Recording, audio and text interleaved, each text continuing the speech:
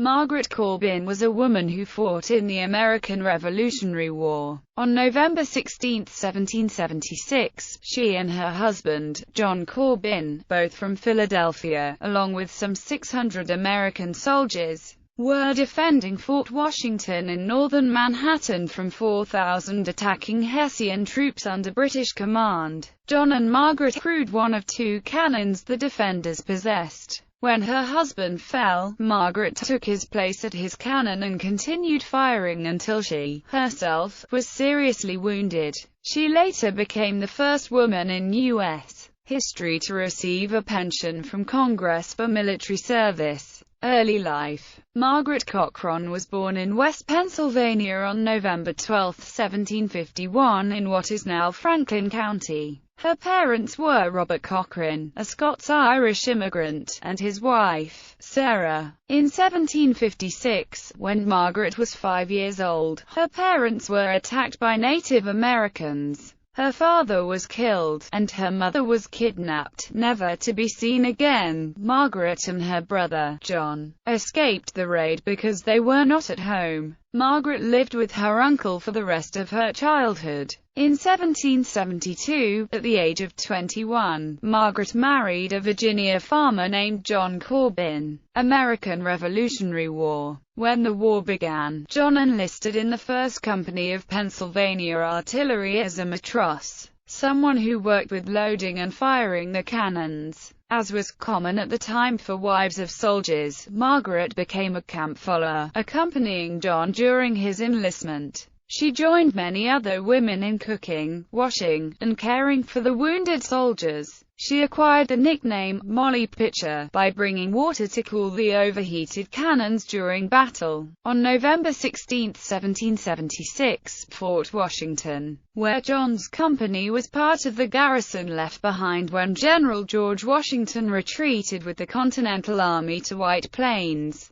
New York, was attacked by the British. John, an artilleryman, was in charge of firing a small cannon at the top of a ridge, today known as Fort Ryan Park. During an assault by the Hessians, John was killed, leaving his cannon unmanned. Margaret had been with her husband on the battlefield the entire time, and, after witnessing his death, she immediately took his place at the cannon, continuing to fire until her arm, chest, and jaw were hit by enemy fire. The British ultimately won the Battle of Fort Washington, resulting in the surrender of Margaret and her comrades and the taking of the last American position in New York City. As the equivalent of a wounded soldier, Margaret was released by the British on parole. After the Battle of Fort Washington, Margaret went to Philadelphia, completely disabled from her wound, and would never fully heal. Life was difficult for her because of her injury, and in 1779 she received aid from the government.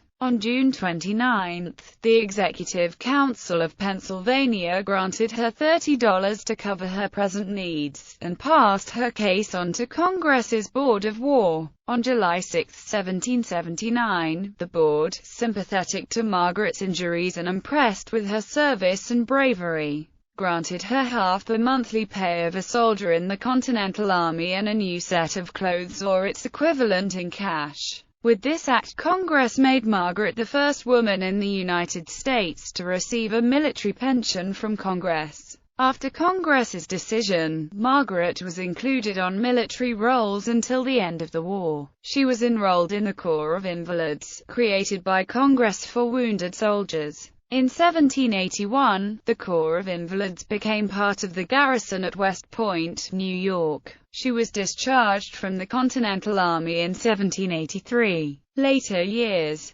Corbin received financial support from the government after the war, the first woman to do so. She died in Highland Falls, New York, on January 16, 1800, at the age of 49. Legacy. A memorial commemorating her heroism was erected in 1909 near the scene of her service on the C.K.G. Billings Estate, in what would later become New York City's Fort Ryan Park. In addition, after the park was constructed, Margaret Corbin Circle lies just outside the main entrance. and Margaret Corbin Drive connects the circle through the park to the Henry Hudson Parkway. A plaque honoring Corbin, placed by the Chamber of Commerce of Washington Heights in 1982, is located on the east end of the two stone plinths which mark the start of Margaret Corbin Drive. A large Art Deco mural depicting the Battle of Fort Washington scene decorates the lobby of a nearby apartment building at 720 Fort Washington Avenue.